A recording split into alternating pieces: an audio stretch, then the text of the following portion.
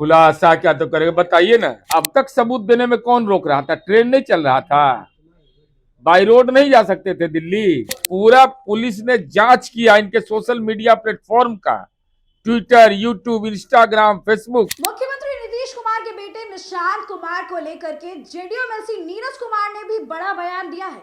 एक तरफ जहां पूर्णिया सांसद पप्पू यादव नीट मामले को उठा रहे थे, वहीं दूसरी तरफ पूर्व आईपीएस अमिताभ दास लगातार आरोप लगा रहे थे कि इस केस में निशांत कुमार मुख्य आरोपी है। अब ऐसे में पुलिस उनके घर पर पहुंचती है, रेड करती है, उन्हें पूछताछ के लिए भी ले जाया जाता है, गिरफ्तार किया जाता है, जिसकी तमाम तस्वीरें हमने आपको दिखाई। अब अमिताभ दास को लेकर के, पप्पू यादव को लेकर के जेडीयू एमएलसी नीरज कुमार ने बड़ा बयान दिया है। दोनों को नसीहत देते हुए नजर आए हैं। क्या कुछ उन्होंने कहा है, आइए आपको बताते हैं।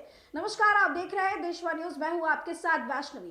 देखिए, नीट मामले को लेकर के पूर्णिया सांसद पप्पू यादव लगातार आवाज उठा रहे थे और पूर्व आईपीएस अमिताभ दास नीतीश कुमार के बेटे निशांत कुमार पर आरोप लगा रहे थे।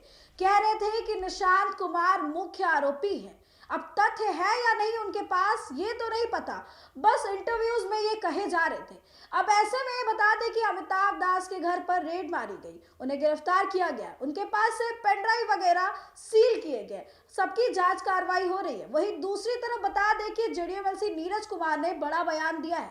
उनका साफ कहना है कि ये लोग जो है पॉलिटिकली मेंटली क्रैक है, कुछ भी कहते हैं, अनर्गल बातें करते रहते हैं। अगर इनके पास कोई साक्ष्य है, कोई सबूत है तो सामने आए। पूर्णिया सांसद पप्पू यादव जो मंत्रियों का नाम लेते रहते हैं, मंत्रियों के बेटे का नाम लेते रहते हैं, वो नाम लेना, सिर्फ हिंट क्यों दे रहे हैं, सिर्फ इशारों इशारों में बात क्यों कर रहे हैं? अगर कोई साक्ष्य है तो सामने आए। किसने रोका है आपको?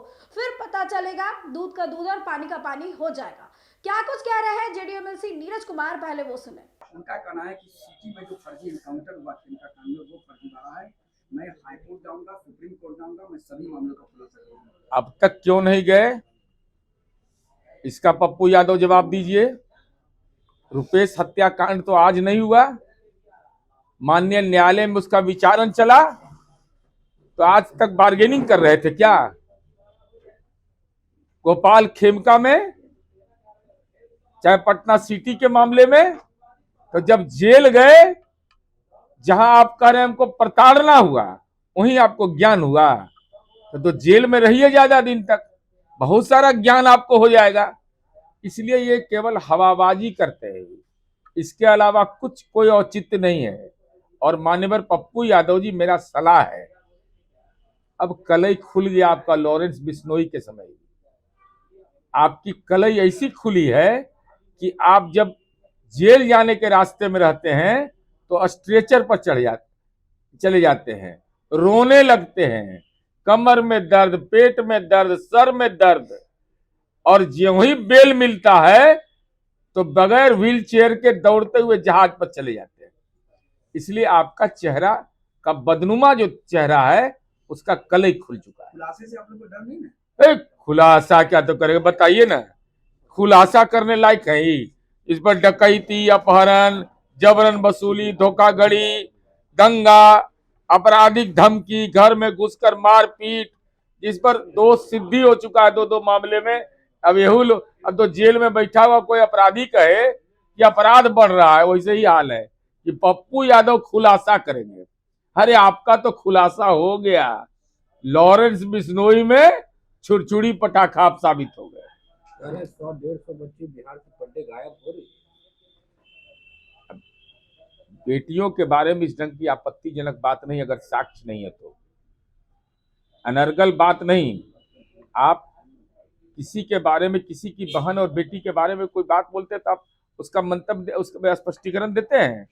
नाम बताइए। इस ढंग का बेटियों का अपमान किया जाता है, क्या ये बोल दिया ये आदमी?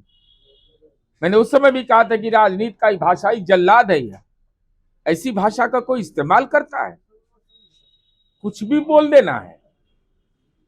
इसलिए मेंबर ऑफ पार्लियामेंट है, उसकी गरिमा को बरकरार रखिए। और दिमाग में अगर लॉक हो गया है ना, तो लॉक के लिए इलाज भी होता है।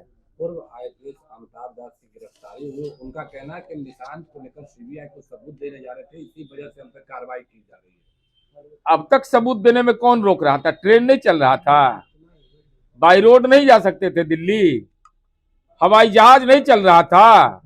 अरे सच यह है कि पॉलिटिकली मेंटल क्रैक है, यह क्षतिग्रस्त है। तो पूरा पुलिस ने जांच किया इनके सोशल मीडिया प्लेटफॉर्म का, ट्विटर, यूट्यूब, इंस्टाग्राम, फेसबुक, और सारे मामले में जांच करने के बाद जो वैज्ञानिक अनुसंधान आया उसमें यह नतीजा निकल करके आया कि योजनाबद्ध तरीके से यह दुर्भावनापूर्ण उद्देश्य से यह सब प्रसारित कर रहा है और झूठे कंटेंट और भ्रम पैदा करना यह अपराध है।